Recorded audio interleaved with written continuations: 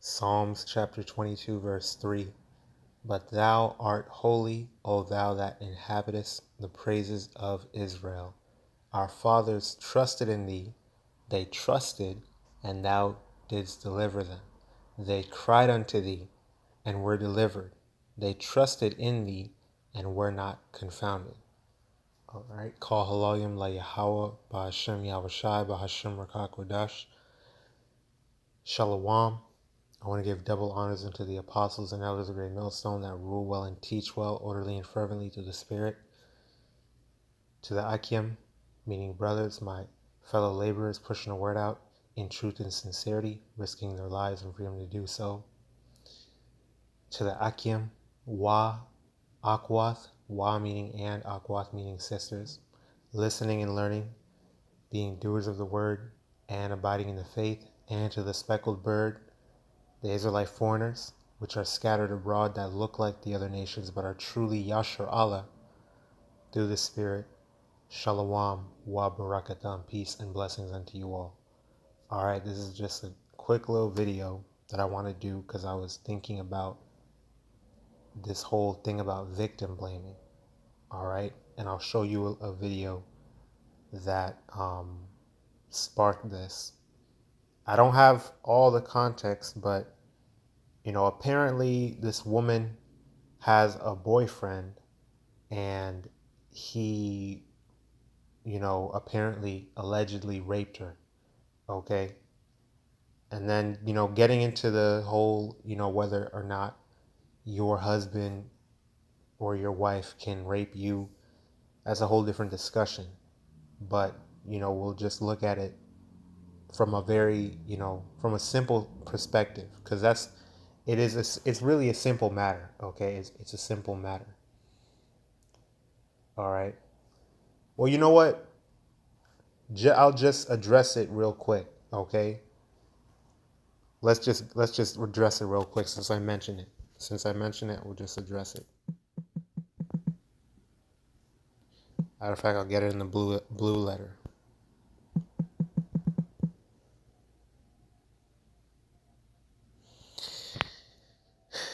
First Corinthians chapter 7, verse 4, and I'll turn on the NLT right beside it so you can read that, follow along, so it's easy to understand. So 1 Corinthians 7, verse 3. Let the husband render unto the wife due benevolence, and likewise also the wife unto the husband. Right? So we are supposed to deal with each other benevolently and fulfill each other's needs. We have a duty of marriage to perform, to fulfill. Okay? That's how it's supposed to be. That balances everything, that keeps everything in order, and that prevents, adultery, infidelity, all that. Verse 4, the wife hath not power over of her own body. They love to say my body, my choice, all that. Okay? Yeah, look, it's controversial. That's why I wanted to just keep it simple. But look, this is how the Spirit moves. Okay? This is the truth. All right? Another common theme with this topic, with anything surrounding women nowadays. Feminism and the modern woman, all that. My body, my choice.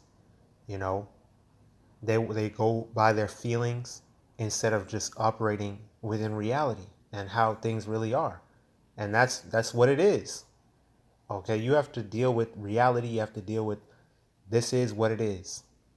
Okay, you can't, there's uncomfortable truths just of the world, right?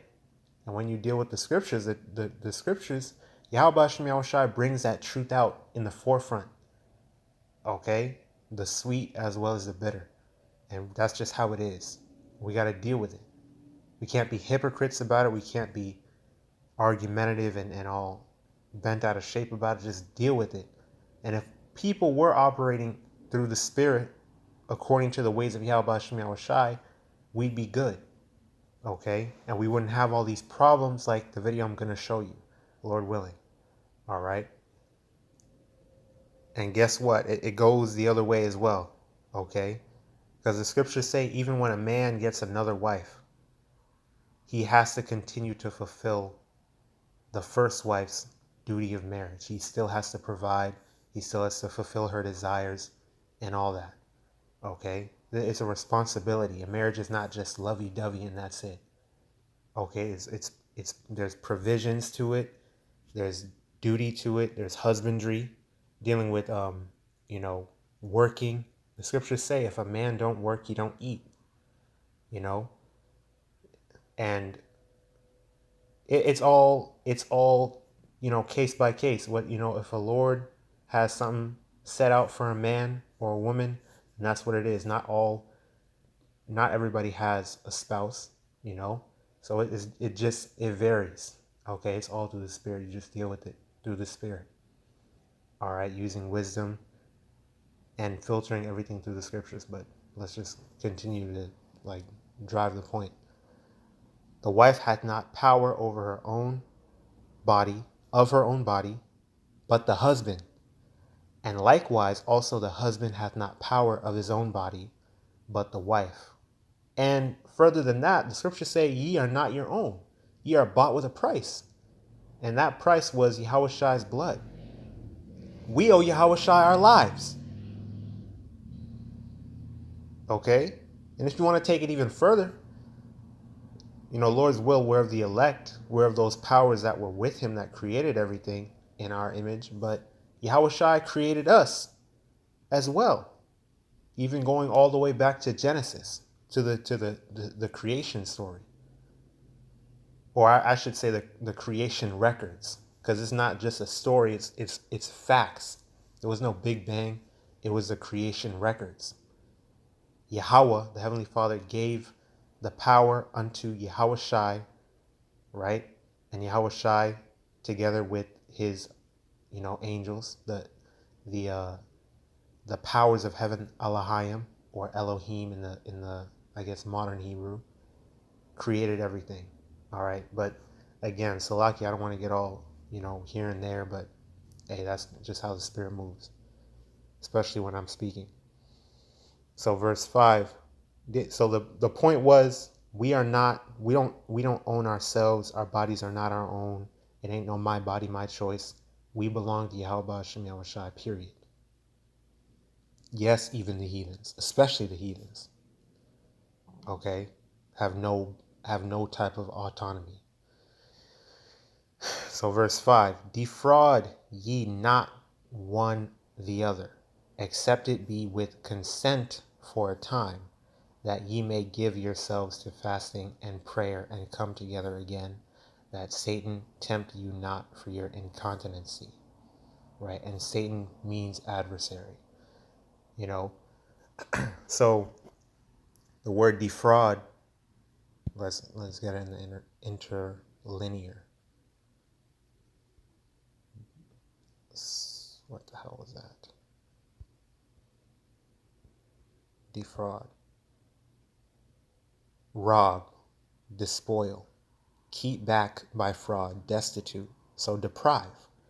In the NLT it says, do not deprive each other of sexual relations, unless you both agree to refrain from sexual intimacy for a limited time, so you can give yourselves more completely to prayer. Ain't no such thing as asexual. That's another dumbass new age shit that people want to say that they're asexual.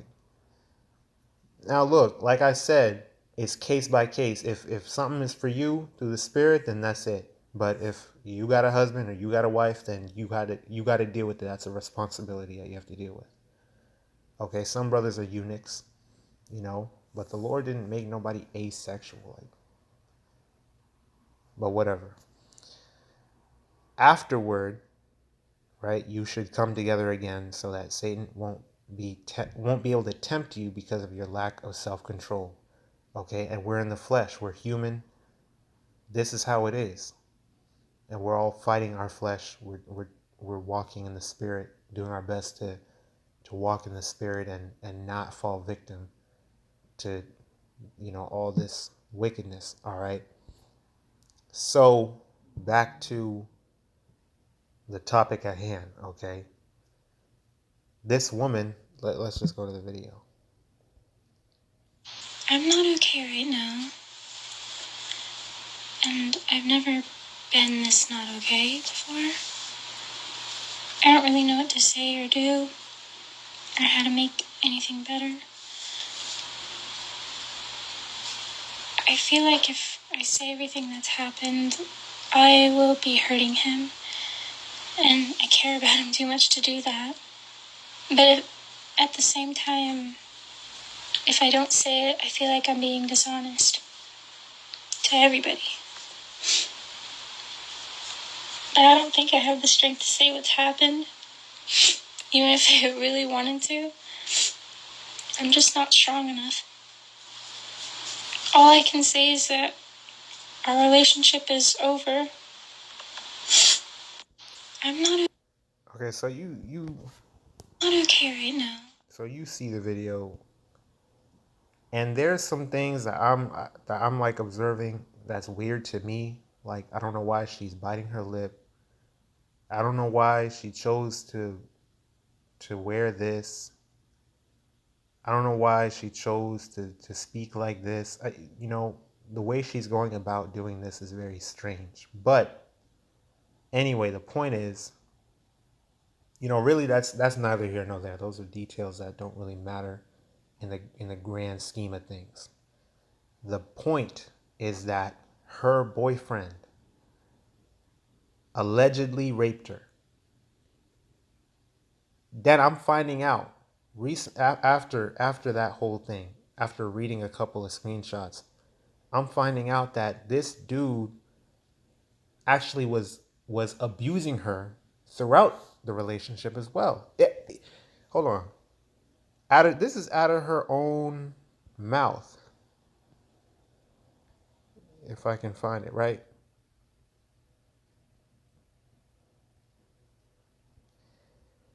Salakia, I don't know exactly where it was, but I saw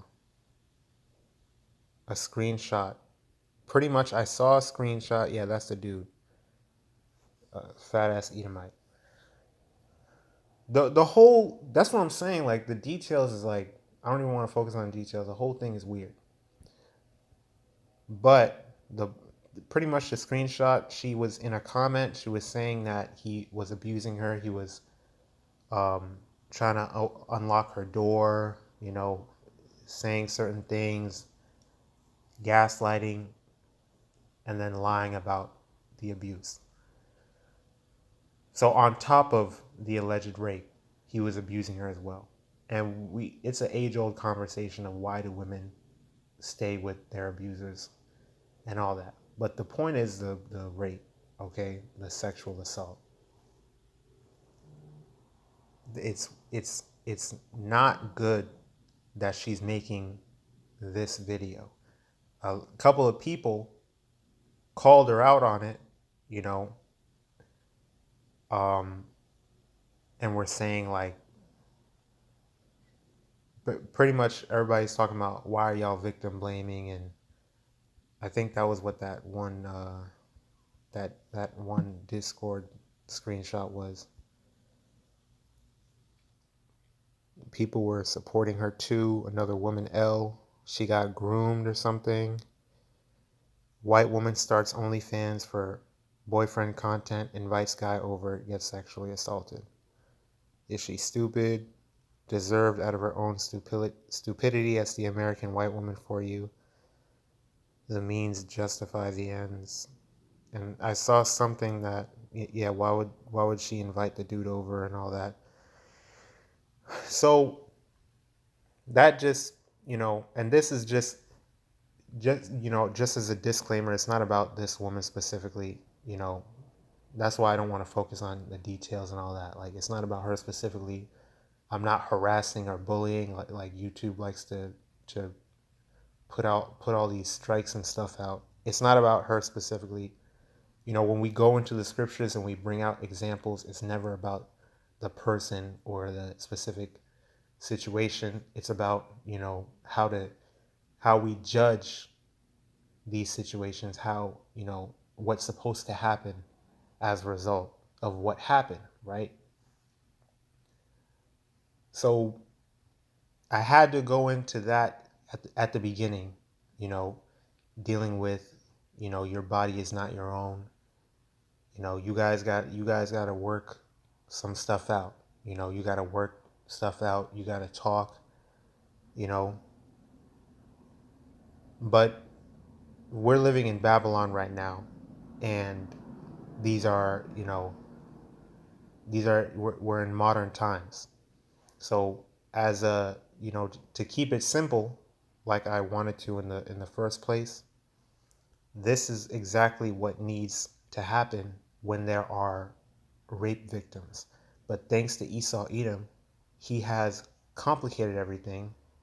And really, Esau Edom is the so-called misogynist, okay? This dude actually hates women. He was whooping women's asses. He was slapping them all in these TV shows, making every like so-called white comedian has these women jokes, and women are stupid, they're bad at driving. Esau Edom is a natural homosexual, and he's chasing after Jake. He's putting women down, you know. Esau Edom is the dude. He's the one that's actually against women. And we see that through his legislation, the laws that he's passed. We look at his track record. He has no respect for women. So when we get into these sexual assault cases, we see exactly why there are so many problems nowadays because of Esau Edom and how he's ruling the earth. So everything has been complicated, everything has been ruined. Now women are scared to come forward. Men that have gotten sexually assaulted too, not just women, are scared to come forward as well. I just thought about that whole Terry Crews situation with how he was molested by one of these executives, or Holly Weird, whoever. He grabbed his ass or some shit like that, and everyone was clowning Terry Crews, which rightfully so. What happened to the victim blaming argument when Terry Crews came out with his story? You know, they were like, your buff ass should have done something. Why did you let him do that? And now years later, you want to say that you were molested? Well, the same way he should have said something earlier or defended himself, like he damn well could have. This girl, and like I said, it's not about the specific cases. When we're talking about these videos, when we're making these videos and we're breaking down the scriptures, it's about the general idea, the general judgment behind it. Okay, if someone rapes you or someone sexually assaults you, you have a voice for a reason. This is how you see the hypocrisy and the double-mindedness of the world, because there's a double standard between men and women, which some of them are sensible, but overall they're inconsistent, and it shows that people are not fit to judge because they judge completely incorrectly and unjustly. And not only that, you guys talk about how, oh, if you say nothing, that's still a response. Okay? You need to speak up and help us and defend us, because your silence is, what's the word? Your silence is, you're like an accomplice. Okay? Your silence is, if you see something, say something.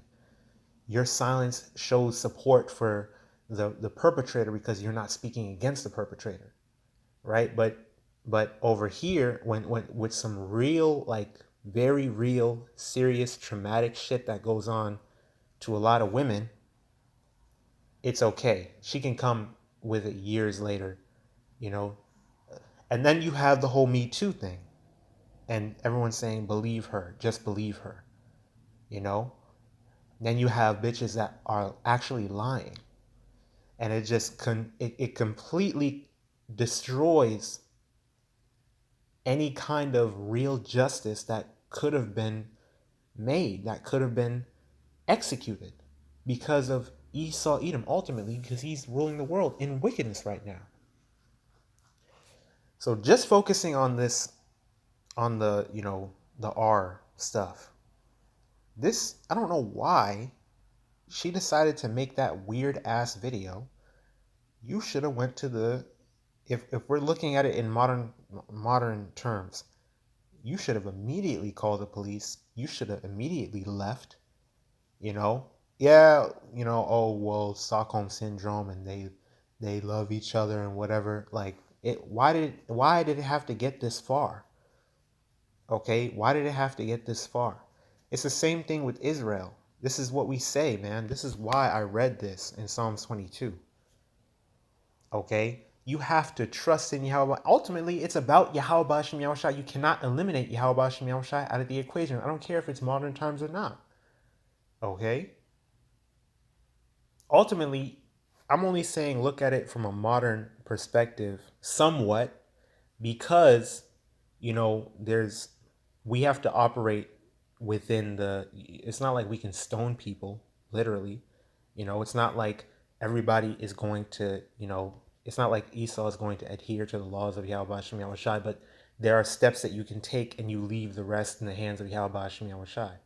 Ultimately, we need to cry unto the Lord. Look at what's going on with us right now. We're being forced by Esau Edom. He's trying to chip us all. He's trying to completely put us into submission and worship him as God. We're supposed to cry and sigh unto Yahweh Shai so that he may deliver us. And that's what we're doing. That's why Yahweh Shai is hearing us. All right. Now that leads me to Deuteronomy chapter 22. Okay. And the scriptures tell you exactly how it is. Deuteronomy 22 and 23. If a damsel that is a virgin be betrothed unto an husband, and a man find her in the city, and lie with her, then ye shall bring them both out unto the gate of that city, and ye shall stone them with stones that they die, the damsel, because she cried not, being in the city. Right? We are Yahweh Shai's chosen people. We are his children, his fervent lover, his everything. All these different analogies, all these different similitudes. We belong to Yahweh Shai, point blank simple. And we're not the 2/3, right? Because the Wadi Yahweh Shai, the elect, Lord's word, we're part of that number. We are crying out, constantly sighing and crying. We're not with this society. We're not with Esau, Edom, and these heathens. We don't belong to them. We don't want to belong to them. We don't want to be with them. We don't want anything to do with them. So we're crying unto Yahweh Shai, and he's hearing us. But the 2/3 are not. In fact, they're opening their spiritual legs unto them. Literal legs, too. Why would Yahweh Shai deliver them? That's why 2/3 are going to die. Zechariah 13 and 8. Because they're committing adultery. They're committing spiritual fornication with them. So the Lord's going to destroy the damsel as well. Yes, that's what needs to happen. Okay? Because the damsel cried not. Your voice is a defense mechanism. You ever hear a woman scream? That shit is very annoying. It's a shriek. That's a defense. That's a tool that Yahweh Shai gave women. Shit, and men. Okay? Your voice. And there's things that you can do. She got on social media. There's things that she can do. She's talking about fidgeting and, well, I don't know if I should say this because I don't want to hurt him. And this is crazy. This is crazy. And you're not going to the police for a very serious assault? There's things that you can do, but it's not about sympathizing. It's not about sympathizing, okay? Point blank period, you need to cry out. You need to cry out. And that goes for anything, man. You need to cry. You need to use your voice. You're not supposed to keep silence. The scriptures say that too. Don't stand against the blood of thy neighbor. Don't just sit there. You have the opportunity to do something, to say something, and you're doing nothing. The blood is on your hands as well. You don't warn your people as we're commanded to. The blood's on your hands as well. Even if you want to try and say that, oh, I'm minding my own business, you got nothing to do with me. Okay? You need to speak up. But it starts with the victim. So ain't no victim blaming. You're a part of the problem. You are with it. You're with it. You didn't say anything. You're with it. So it wasn't. Hey, well, I'm not going to say all that, but I'm just saying this is why the scriptures say what it says.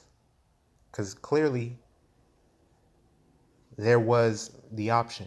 This is what needs to happen. Okay? Cry for help. Again, I have to disclaim this because they'll talk about harassment and bullying. It's not about this girl. I'm not saying anything about her specifically. I'm talking about the example and the grand idea, the grand concept behind it. Okay? Just need to, because I don't know her. I don't know the full story, like I said, allegedly and all that. And it just, that's just my opinion. It looks weird. But I'm not talking about no type of legal matters, no type of factual anything. Okay? But as a concept, as a idea, as a situation, we have to, judge things spiritually and using, the righteousness of BAHASHAM YAHAWASHI. That's what I'm saying. That's a disclaimer. Okay? So, and the man, because he hath humbled his neighbor's wife, so thou shalt put away evil from among you. But if a man find a betrothed damsel in the field, and the man force her and lie with her, then the man only that lay with her shall die. But unto the damsel thou shalt do nothing. There is in the damsel no sin worthy of death. For as when a man riseth against his neighbor, and slayeth him, even so is this matter. For he found her in the field, and the betrothed damsel cried, and there was none to save her. So, in fact, the scriptures are very balanced, very fair, very, just. Because it just compared rape to murder. And it is like that. That destroys a woman's mind. Potentially even her body. Because rape is a very violent act. It's a very violent act. There's a lot of punching, kicking, and screaming. Okay? Well, maybe not even screaming. Because sometimes they don't scream. That's the whole point. If you're not crying out, if you're not going and doing something, then, who can help you? Who can help you? He that is evil to himself, to whom shall he be good? Who can justify a man that sinneth against his own soul? Okay? That's a sin to not cry out. That's why the damsel got put to death too, because she committed adultery and she was with it. Because she was betrothed. But that's also why I say look at it from a modern, because there's no virgins out here. All these women have all types of husbands, all types of bodies. There's rare cases, and you operate through the spirit to deal with that. But for the most part, women that be, dealing with stuff, they're probably not virgins. So they need to cry out regardless. So that's why you have to look at certain things in a modern perspective and just use wisdom. Because, it's not going to be an exact replica of the situation that we're reading, right? But overall, this is the guideline. These are the guidelines. That's what the scriptures are, the guidelines to teach us righteousness. And you move through the spirit. You hear the small as well as the great. Listen and understand, and then, execute the judgment. So for the most part, these women, you need to cry out. You need to say something. You need to use your resources and do something. Forget about how people are going to view you. Forget about how you feel for a second. Obviously, this was an unjust, evil, wicked act. So cry out. Don't wait years later to say, I'm finally getting the courage to do. What are you talking about? You need to say something. You need to do something. You need to talk to somebody. You need to blast this nigga and you don't want to ruin his reputation. She said that. You don't want to ruin his reputation after what he did to you? The scriptures say the nigga needs to get put to death. And you're talking about his reputation. See how twisted the minds of the people are nowadays. Okay? No, you need to... Hey, righteousness must be executed. This is why this place needs a whole reset, bro. This is why this place needs to be destroyed. And righteousness will be executed. These niggas gonna fear, man. See, this is why the laws were put in place. The scriptures say You stone them with stones that they die, so all Israel shall hear and fear. These people in the kingdom of heaven, righteousness is going to be established. You people are going to be scared to do anything because the elect are always going to be watching, listening. YAHAWASHI is already watching, listening, beholding all things, and executing judgment on the earth. Imagine in the time of the kingdom when the elect is ruling, joint heirs with Yahawashi. Righteousness is flourishing. Everything goes back in its righteous order. You heathens are not going to be perfect, right? So you heathens are still going to be going off and doing things here and there, but guess what? You're going to fear. Okay, you don't think long and hard. They say think twice. Y'all going to think 100,000,000 times before you do something. Because the elect going to teleport. We're going to have spiritual power. See, you understand why Yahawashi said, well, this is how this is going to be. Okay, the kingdom is going to be established, and I'm going to give my servants the power, and they're going to rule, and they're going to be, policing and ruling and judging. They're going to be the judges. We're going to judge everything. Okay, so why not these small matters like the scriptures say, right? So, yeah, like this is why, the Lord gotta do something, man. This is why Yahawashi needs to return. Okay. So I think that's enough. The point has been made, Lord willing. I pray that this was edifying, exhorting, and uplifting through the spirit and power of YAHAWASHI YAHAWASHI. The Wadi YAHAWASHI YAHAWASHI Kayaha RAWCHAA QADASH bestowed upon me to bring out this lesson and push forth this word. Keep pushing, keep praying, keep fasting, keep enduring, keep striving for the truth unto death, and YAHAWASHI YAHAWASHI shall fight for thee. And keep abiding in the faith. DTA Abad Babal, Kwam Yasharallah, stay strong, we're almost home. Shalom wa barakiam lahabachayar, peace and blessings to the elect. Yahweh Shem Yahawashi Ratazah, we're a part of that number. And blessings, honor, glory, and power unto YAHAWAH wa YAHAWASHI Thamyad. Shalom.